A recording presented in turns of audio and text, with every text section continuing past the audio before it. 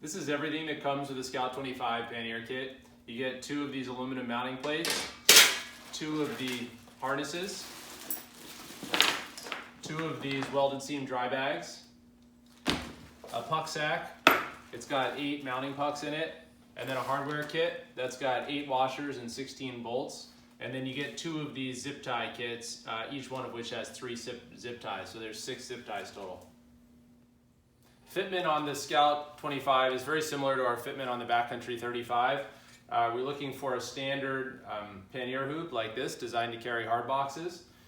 Pretty much any flat surface hoop, doesn't matter if it's square tubing or round tubing, doesn't matter if it's a square pattern like this or a round pattern like that.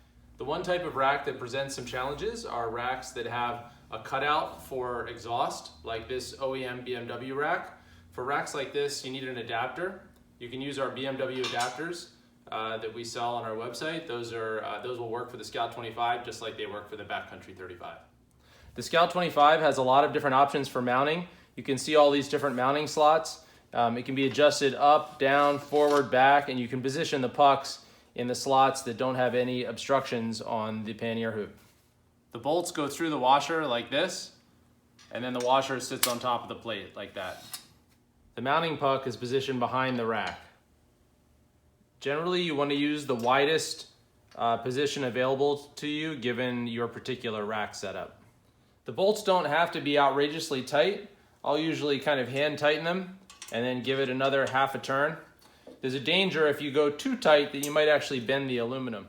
On the harness, you'll see these 3 removable buckles. Take those off.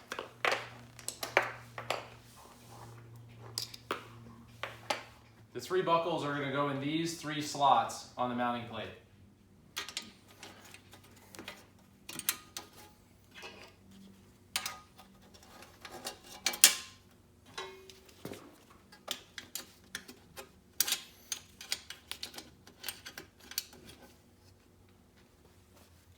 Now we're going to use the zip ties to secure these 3 buckles in place. The zip ties just make sure that the buckle's not going to fall out if you're riding without it connected to the harness. To connect the zip tie, I'm going to come through from the back. I'm going through the buckle and through the slot, and then back through this little hole next to the buckle slot. And then I'm going to tighten the zip tie from behind, and I'm going to trim it to length. This is what it looks like when the 3 buckles are in place and they've all been zip tied. Next, we're going to mount the harness. So on the back side of the harness, there's a little hypalon flap with Velcro here, which we open up and fold out these 2 legs, like that. The 2 legs on the harness go through the bottom slots on the mounting plate, right up until this little hypalon patch here. So this hypalon patch is meant to sit right on this crossbar to prevent abrasion on the harness. Okay, now I'm going to take the legs and stick them back through the top of this, the top slot here. Same on this side. Just again, making sure that that hypalon panel is wrapped around the aluminum bar. Open up this flap on the harness, lay these down, and then reconnect the flap like that. Now the harness is ready to be mounted on the plate. Just take these side straps here, insert the buckles into the slots on the mounting plate.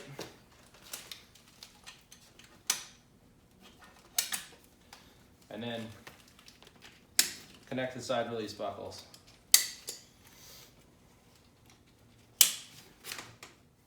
Now we're ready to install the dry bag. So I'm going to disconnect these top 3 buckles. Put the dry bag into the harness, making sure it seats all the way down into the bottom of the harness. Reconnect the side release buckles.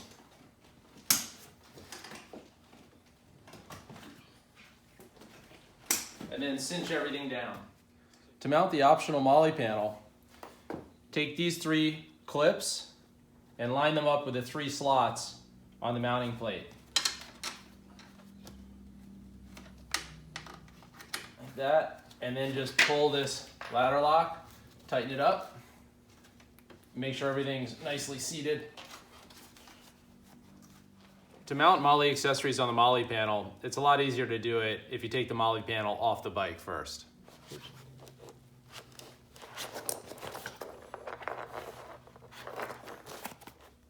Once you've got your MOLLE bags mounted on the MOLLE panel, you can remount the MOLLE panel on the mounting plate.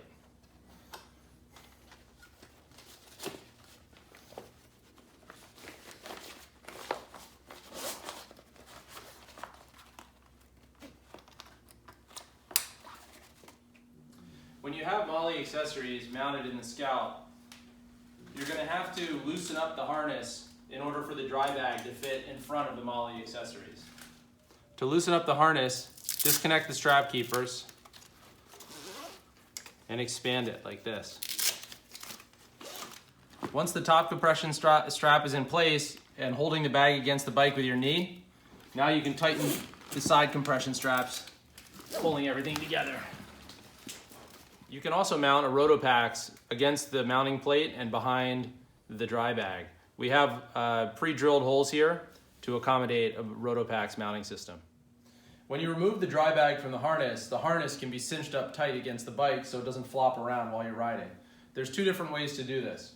The first way is the quick and dirty way. So this is, for example, if you're on a trip and you've got all your stuff set up at a campsite and you're just going to run into town and grab some groceries.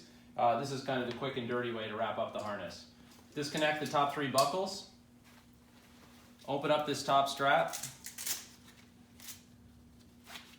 And then I'm going to take this buckle and run it through the hole at the bottom of the harness and back up around the harness, just kind of folding the harness into the bike like this.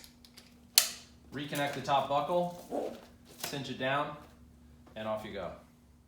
To go from the quick and dirty cinch down system to a slightly more permanent version, loosen up these side buckles.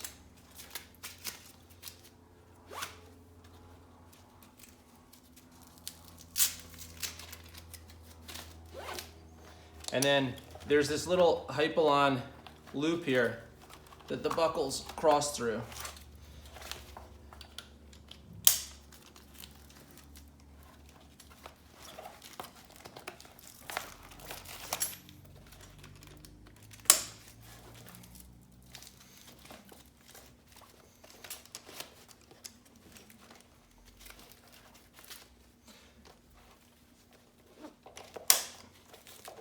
This is what the Scout 25 harness looks like when it's cinched down tight to the mounting plate and there's no dry bag inserted.